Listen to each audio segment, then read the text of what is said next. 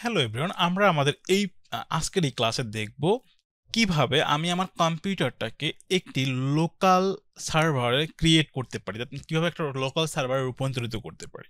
So এই কাজটা আমরা র্যাম্প নামে একটা সফটওয়্যারের মাধ্যমে করবো। একটু দেখি। প্রথমে আমি আমার এইখানে আসলাম, এখানে এসে জাস্ট সিম্পলি আমি টাইপ করলাম লোকাল, জাস্ট আমি টাইপ করি XAMPP জ্যাম্প, জাস্ট জ্যাম্প লিখে এখানে ক্লিক করলাম। ক্লিক করার পরে এইখানটাতে এসে আমরা যেটা করতে পারি, জ্যাম্পের এইখানে এই লেটেস্ট ভার্সনটাকে ডাউনলোড করে নেব। জাস্ট এখানে ক্লিক করব, ক্লিক করলেই আমার ডাউনলোড হবে।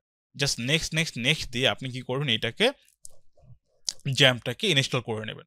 ওকে, সো আমার অলরেডি এখানে জ্যাম্পটা ইনস্টল করা অলরেডি আছে। সো আমরা দেখি আসলে কিভাবে পরবর্তী কাজগুলো করা যায়। ওকে, সো নেক্সট লেসনগুলোতে আমরা দেখব যে আসলে কিভাবে জ্যাম্পের ফাইল সেট আপ করা যায়, কিভাবে কোন লোকেশনে ফাইলগুলো থাকে। সো এই জিনিসগুলো নেক্সট এপিসোডে আরও মজাদার হবে। সো আমরা নেক্সট এপিসোডটাতে এই জিনিসগুলো দেখার জন্য প্রিভিয়াস এই জিনিস যেগুলো আমরা ডিসকাস করছি এগুলো কমপ্লিট করে চলে আসবো।